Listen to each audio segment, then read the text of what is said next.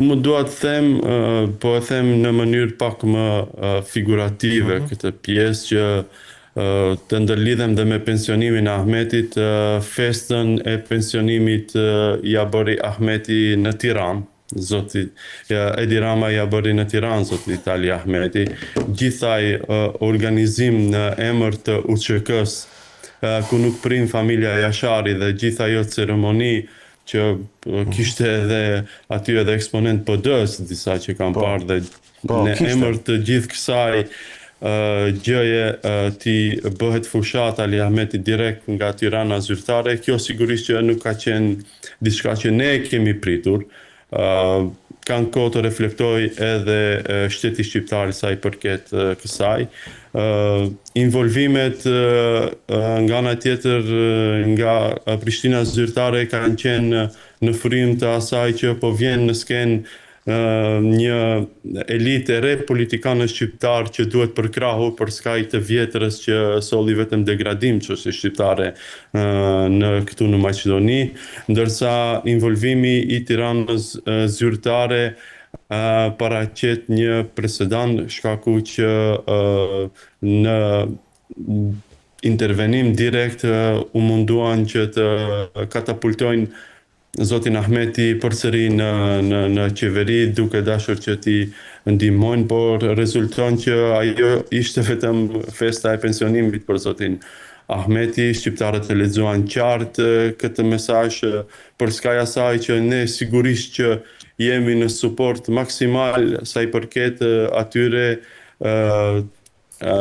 prizve të UÇK-s të cilët patërësisht ndodhen në Hag dhe suporti jonë është maksimal, shkaku se ajo luftë ka qenë luftë e drejtë, luftë për çlirim, por përderisa këtyre protestave nuk ju prim familja Jashari dhe përderisa organizohen kështu lloj tubime me vetmin qëllim që të përgdhelen politikan nga Maqedonia e Veriut, nuk është e hishme dhe urojmë që shteti shqiptar, nuk do them këtu mazhoranca, por shteti shqiptar të jetë i kujdesshëm në raport me shqiptarët e Maqedonisë së Veriut. Është obligim kushtetues, moral dhe vëllazëror që me shumë kujdes t'i ndjekin raportet në sa përket shqiptarëve në Maqedoninë e Veriut dhe ne akoma jemi të hapur dhe kërkojmë reflektim nga ana e mazhorancës atje, sepse e dim që shqiptarët në Shqipëri din t'i lexojnë bukur mirë këto situata dhe e njohin mirë situatën edhe në Maqedoninë e Veriut, edhe në Kosovë, edhe në Preshevë dhe gjithkund. Prandaj ju bëjmë thirrje edhe një herë mazhorancës që të reflektojnë në lidhje me raportet politike në Republikën e Maqedonisë së Veriut. E fundit, shiko, në fakt ti u përgjigje pyetjes pa ta bërë unë në fakt nuk ta bëra sepse nuk doja të vendos në pozitë, duke qenë se je përfaqësuesi një force qeverisëse në Maqedoninë e Veriut, edhe patjetër që ajo protest dhe tema e asaj proteste dhe organizimi dhe pjesëmarrja e asaj proteste ngjall debat dhe nuk doja të fusja në këtë, por ti dhe një përgjigje në fakt që është mjaft e fortë.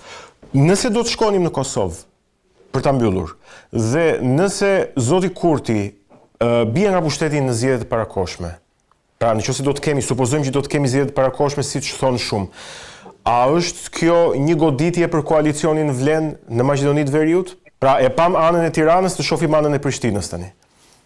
Nuk është se janë të lidhura, edhe pse situatat, sidomos mes shqiptarëve, janë në frymën e bashkëpunimit. Kemi pasur shumë raste kur qeverit në Kosovë kanë qenë direkt involvuara në zgjedhje në mënyra flagrante. Unë për shembull mund t'ju përmend një shembull të 2017-s të zgjedhjeve lokale, kur vetë unë isha pretendent për kryetar komune dhe imagjinoni ambasadori i Kosovës në Maqedoninë e Veriut agjitonte për vota në komunën ku unë isha kandidat. Unë sigurisht që e kam paraqit këtë dhe këto ishin shkelje shumë flagrante të neutralitetit dhe të asaj se si dhe deri në çfarë mase duhet jetë implikimi i shteteve vllazërore tona.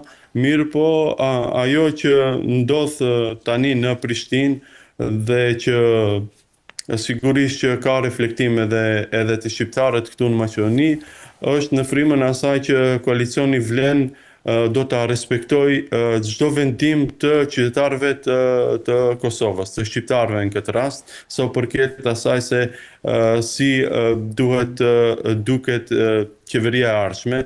Qytetarët kanë folur qartë në zgjedhjet e fundit dhe i kanë dhënë përkrahje të fort vetëvendosjes dhe në këtë moment ajo që i duhet Kosovës është stabilitet dhe bashkëpunim.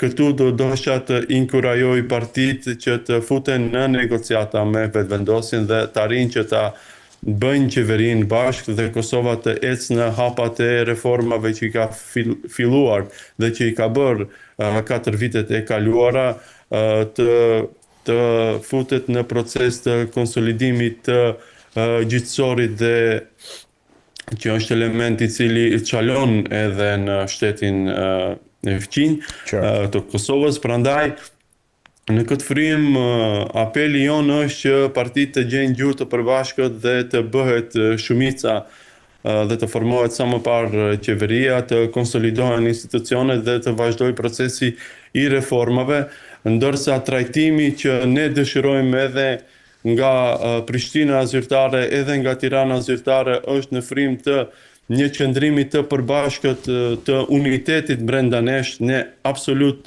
nuk duam që të jemi, edhe pse në shumë kontekste u vendos pjesa e zgjedhjeve në Maqedoninë e Veriut duke i vendosur në pozicione të kundërta Kurtin dhe Ramën. Ne duam që ta shohim bashkëpunimin rajonal dhe sidomos atë ndërshqiptar si frymë që na çon neve përpara, që na ofron më afër bashkimit evropian, që zhvillon vendet tona. Kemi projekte të rëndësishme, siç është rruga Tetov-Prizren që i lidh shqiptarët dhe ka implikim direkt edhe për Tiranën. Kemi rrugën që bëhet Korridorin 8 që lidh shqiptarët, domethënë në pikën kufitare Qafthan. Kemi projekte rëndësishëm gjithashtu për pikën kufitare Blat në Dibër, edhe aty vazhdon qarkullimi i madh. Le të bëjmë përpjekjet tona që t'i bashkojmë shqiptarët dhe të punojmë bashkërisht për këtë gjë. Larg preferencave dhe përkthjeljeve që janë për shkak të bindjeve tona politike, është fakt që koalicioni vlen është në qeveri dhe po i fiton të gjitha komunat. Prandaj apeli im është drejt Tiranës zyrtare që të reflektoj dhe të kuptoj këtë realitet dhe këtë bindje dhe vullnet të shqiptarëve në Republikën e Maqedonisë së Veriut dhe bashkëpunimi jonë të jetë në frymën e zhvillimit të ekonomisë në qasjen dhe në lidhjen tona nëpërmjet rrugëve dhe korridoreve që do ta zhvillojnë edhe ekonominë, edhe do të mundsojnë lëvizje të lirë të qytetarëve.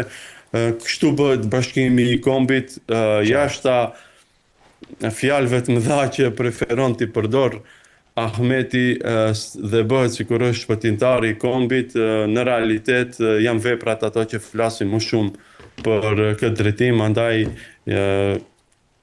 thirrja ime dhe gjithë koalicionit vlen është që të bashkëpunojmë gjithë si vëllezër. Qartë, mirë, me këtë mesazh dua ta mbyll edhe këtë bisedë. Amir, unë të falenderoj për praninë dhe për opinionet direkt nga Shkupi, nga Maqedonia e Veriut. Ju falenderit shumë dhe përshëndetje për të gjithë. Ishim me nënkryetarin e shtabit qendror të koalicionit Vlen, Amir Elezi, folëm për rezultatin e zgjedhjeve komunale të Maqedonisë, të mbajtura në Maqedoninë e Veriut ditën e dieshme, ku sa i takon pjesës shqiptare, koalicioni Vlen duket se ka marrë pjesën më të madhe të komunave, duke përfshirë këtu dhe rezultat pozitiv në balotazhin e pritshëm në raundin e dytë të zgjedhjeve. Ne do rikthehemi vetëm pas pak në pjesën tjetër të bisedës, në pjesën e futbollit, të sportit. Mirë, jemi rikthyer, do të flasim tani si zakonisht çdo ditë të hënë në hapësirën tonë sportive për futbollin, për kombëtaren tonë, për rezultatet dhe renditjen e saj në perspektivën e kompeticioneve ndërkombëtare, konkretisht botrorit të Shteteve të Bashkuara të Amerikës, por edhe për kampionatin, për Superligën dhe sigurisht patjetër edhe për kampionatet e tjera ndërkombëtare. Kam kënaqësinë që të jem së bashku si çdo të hënë, gjithashtu me avokat Andi Xhihani dhe gjithashtu trajner UEFA, të përshëndes, faleminderit që jemi, dhe me Revion Mekshin, trajner i ekipit të femrave të Teutës dhe video analist, përshëndes, faleminderit që jemi së bashku. I nderuar, si e pe ndeshjen e kombëtares shqiptare me Jordanin, ndeshje miqësore, për të thënë, por megjithatë një ndeshje për të testuar në fakt atë se çfarë kombëtarja jonë do duhet modulin e lojës, po themi, në përgatitjen për 2 ndeshjet e fundit, të cilat janë shumë të rëndësishme, pavarësisht se është Andorra dhe Anglia. Si e pe? Atëherë, pak a shumë siç e prisja, nuk do kishte një ndryshim shumë të madh në modul. Pak a shumë, siç e kemi thënë dhe në emisionet e kaluara, që Silvinho është fanatik i 4-2-3-1 dhe 4-3-3-shit, por që kohët e fundit po luan me 4-3-3. Dhe ajo që kisha një farë siguri ishte që do kisha rotacion masiv në formacion. Dhe pati ndryshu gati 50% të formacionit. Nga çemi parë të paraqitet zakonisht.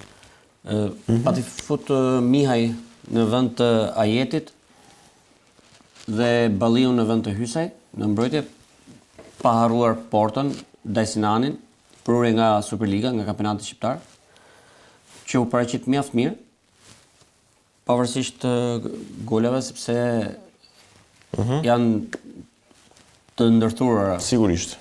Nuk është se është faj për tjerit, por bërë një paraqitje shumë të mirë. Në mesfush vetëm hyrja e Bejramit në formacionin startues dhe komplet pastaj pjesa e sulmit ishte diçka e re. Vel nga çemi parë me Hasanin, Dakun. Mund të themi që nga një pikpamje, po them, profesionisti, ajo çfarë peti, mund të themi që edhe me këtë formacion Shqipëria e bëri detyrën. Po, patjetër. Përveç rezultatit, po flas vetëm për rezultatin, po them edhe si lojë. Edhe si lojë, ato u përgjigjen goxha mirë. Kishim pak sepse dy ndeshjet me Andorrën dhe Anglinë janë më të rëndësishme se sa ndeshja me Jordanin. Dhe vetë lojtarët nuk shtrëngohen sigurisht maksimalisht 100% në ndeshje të tilla. Dhe prandaj ishte edhe ndeshje si ndeshja e hapur. Por ajo që intereson më shumë trajnerit është interpretimi i lojës dhe minutazhi që duhet marrin gjithë lojtarët që ishin në fushë atë ditë. Sepse, siç e thash edhe në emisionin e kaluar, na duhet që të kemi të gatshëm të gjithë për 2 ndeshjet vendimtare. Pikërisht. Dhe besoj kjo ishte ajo që pata parashikuar dhe doli deri diku, po themi 78% e pritshmërive. Mendoj që i shërbeu goxha dhe shpresoj shumë që ta kemi gjithë kontingjentin e kombëtares të gatshëm për 2 ndeshjet e fundit, mos të kemi dëmtime, të kemi minutazh nëpër skuadrat respektive dhe të bëjmë më të mirë për 2 ndeshjet decisive. Atëherë, nga kjo ndeshje ne dalim mbi të gjitha me një entuziazëm të jashtëzakonshëm. Dhe kjo është ajo që mua më kënaq më shumë. Nuk e di ta dëgjuan këshillën ty që ta mbushtin stadiumin plot. Jo plotësisht, me thënë drejtën jo plotësisht, por kishte goxha njerëz të cilët erdhën në stadium dhe e mbështetën në mënyrë të padiskutueshme ekipin tonë kombëtar, siç e kanë mbështetur gjithmonë. Tifozë shqiptar, tifozëria shqiptare, për ne kombëtarja është krenari. Për të gjithë ne kombëtarja është krenari dhe sidomos në këto vite të fundit që po bën gjëra të mëdhaja dhe po na bën vërtet krenar, sepse ky vend ka goxha halle, goxha probleme dhe kemi nevojë dhe shembuj të tillë. Dhe futbolli dhe me gjithë ekipin jon kombëtar vërtet që na jep një optimizëm për të ardhmen, një shpresë që edhe ne si vend, si komb të njihemi në botë jo vetëm për gjëra të këqija, por mbi të gjitha për gjëra pozitive. Dhe sporti në rasti konkret po jep një shembull shumë të mirë. Absolutisht shumë e vërtet.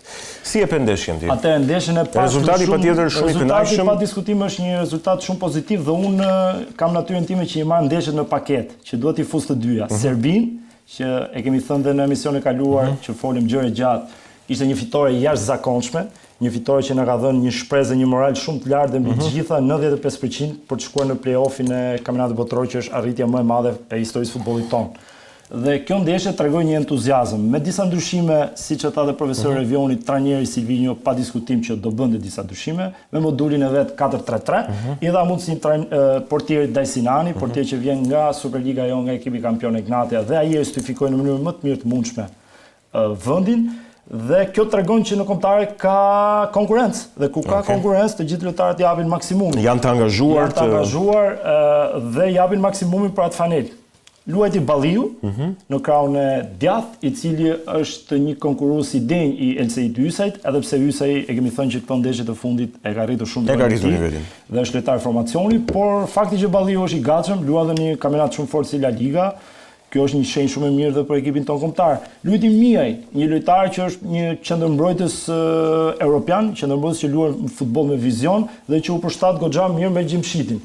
Por aty mos harrojmë që kemi mbi gjithë Arlinda Jetin dhe Ismailin, të cilët janë kolozët e mbrojtës tonë, por dhe Miaj është një alternativë shumë e mirë. Por Mario Mitaj janë të mbaruar fjalët, e kemi thënë që është lojtar europian dhe botror dhe është i padiskutueshëm dhe është fat i madh që ne kemi në ekipin tonë kombëtar. Dhe do ta shohim të rritet gjithmonë në tepër sepse ai është edhe në një moshë të re. Është një moshë shumë të re. Që do t'ia vjelin frytet. Dhe pa diskutim që e kemi për 10-15 vitet e ardhshme në ekipin tonë kombëtar, urojmë vetëm që të ketë shëndet dhe të vazhdojë të rritet dhe të shkojë në këto nivele që po luan. Julian Sheu, e kam thënë, është lojtari i fituar nga ekipi jon kombëtar, i fituar dhe merit absolute ka trajneri Silvinho.